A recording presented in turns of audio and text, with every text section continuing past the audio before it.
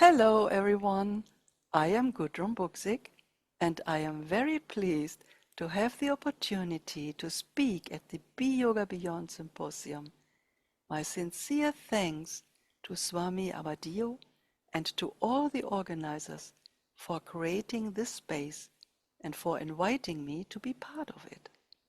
Today we will explore a simple yet profound principle. Healing begins when we gently return to the natural alignment our body and consciousness were designed for.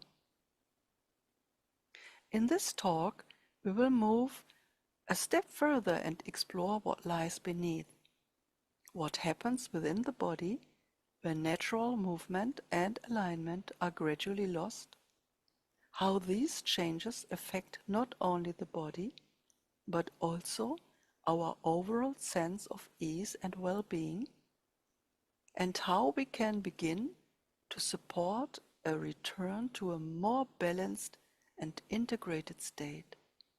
We will bring together perspectives from yoga, modern movement therapy, and the consciousness-based approach of Maharishi Mahesh Yogi. The intention is not simply to address symptoms, but to develop a deeper understanding of how the body can regain coherence and balance. Ultimately, healing is not only about fixing muscles or joints.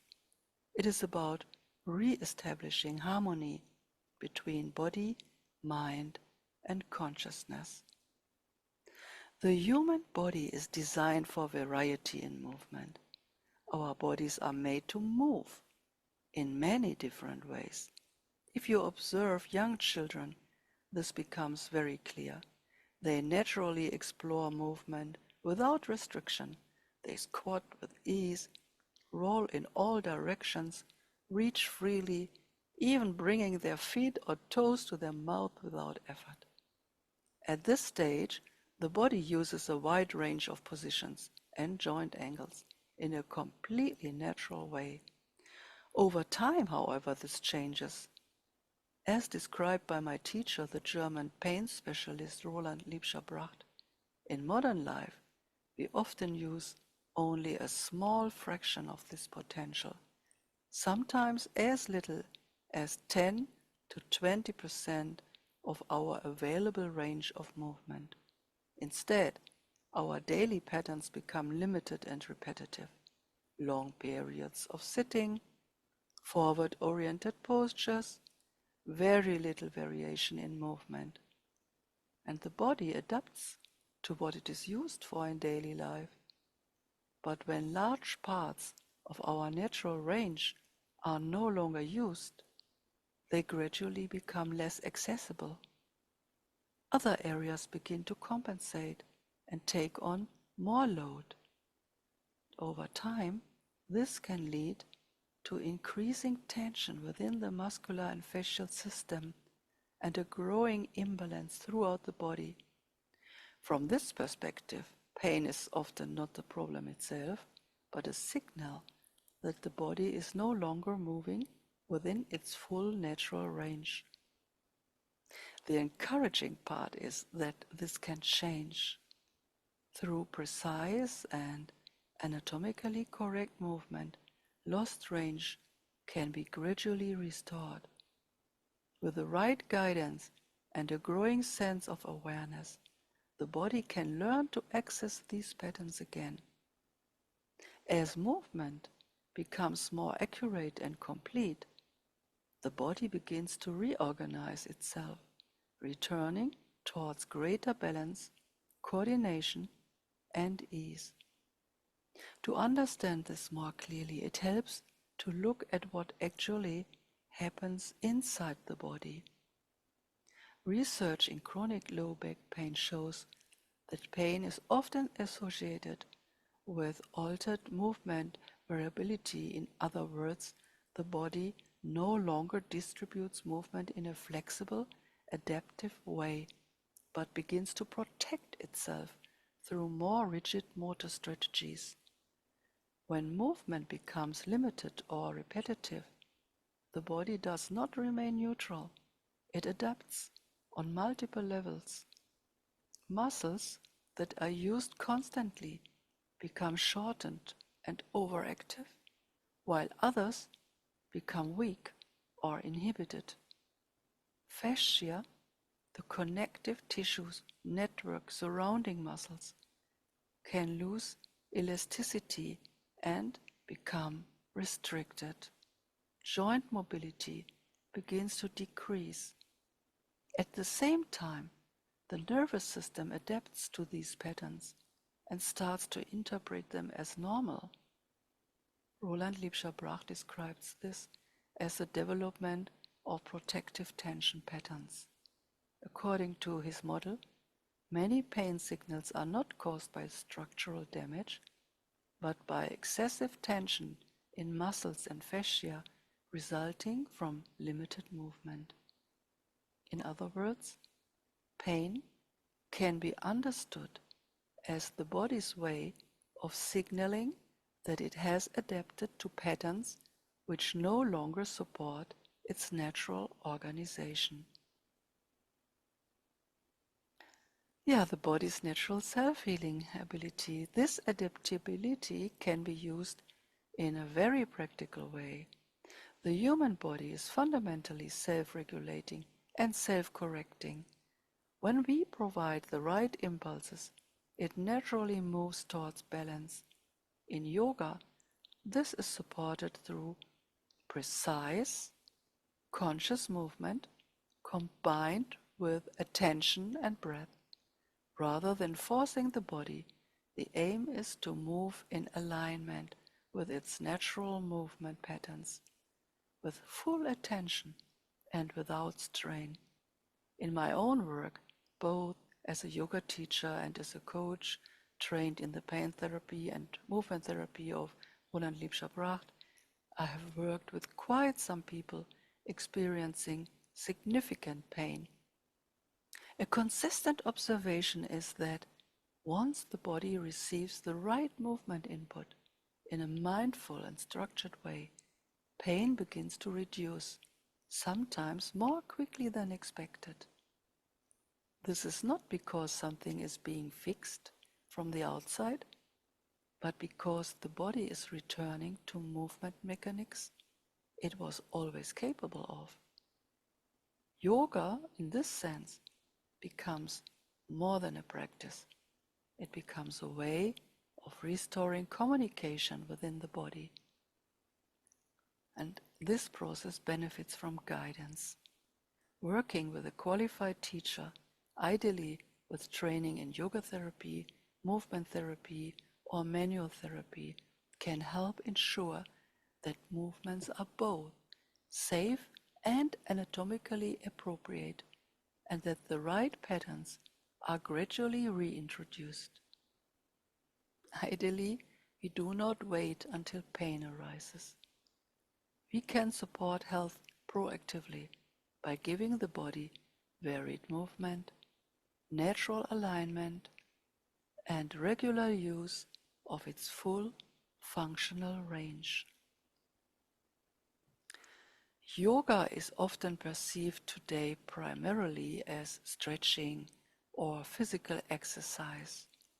Traditionally, yoga can be understood as a comprehensive system for restoring balance within the human being. The word yoga itself means unity. It refers to the integration of body, mind, and consciousness.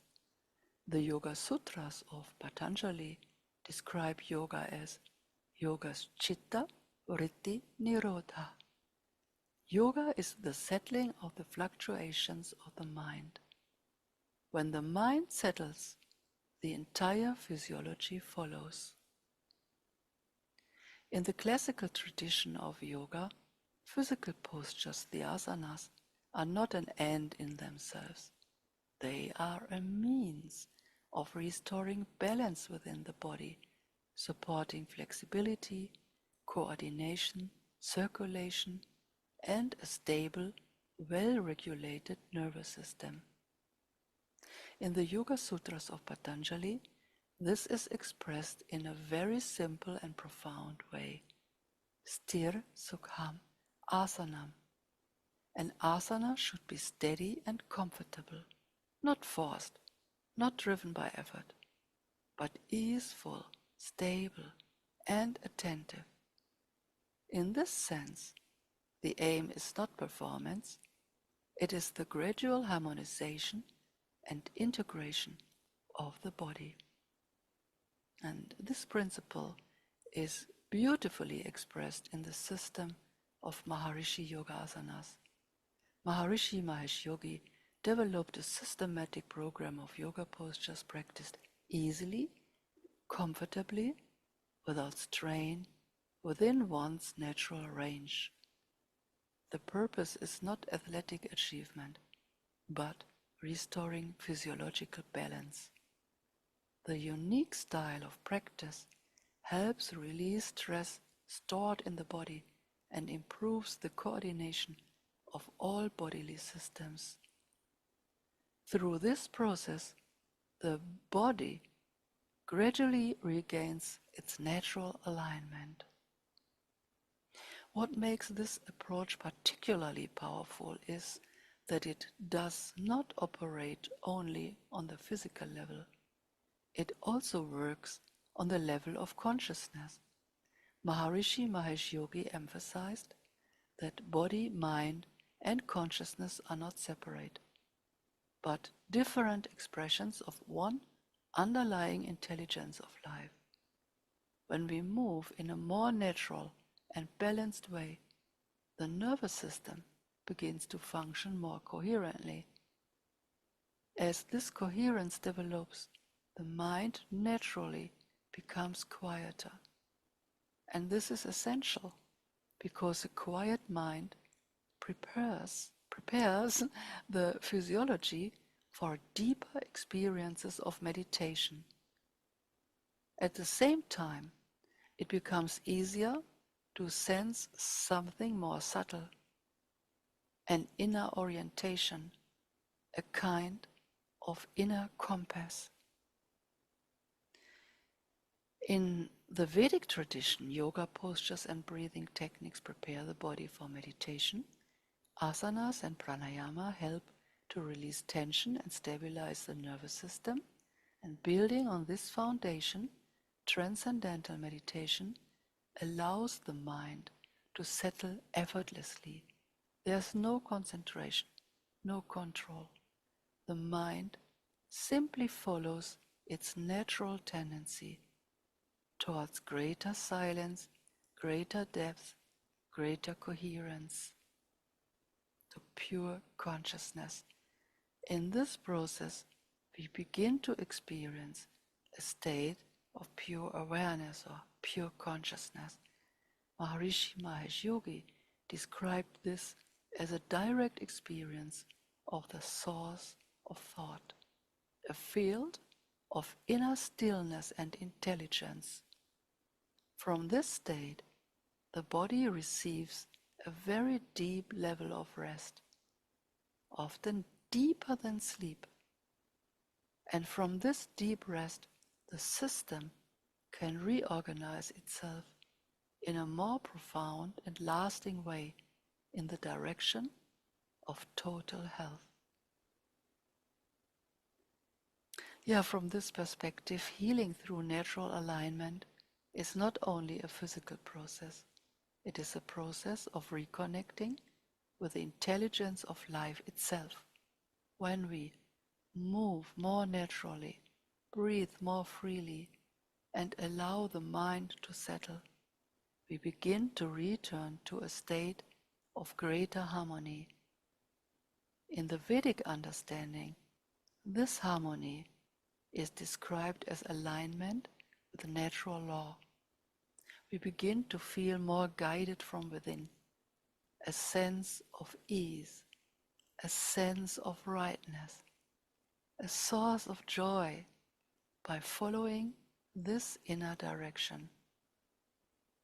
By choosing what supports life, what feels coherent and nourishing, we naturally move towards greater health.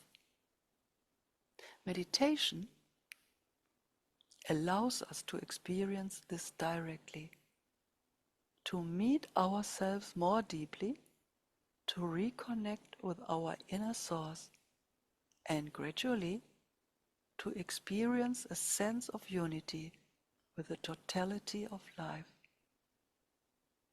I wish you a gentle and blissful return to your natural state. Thank you.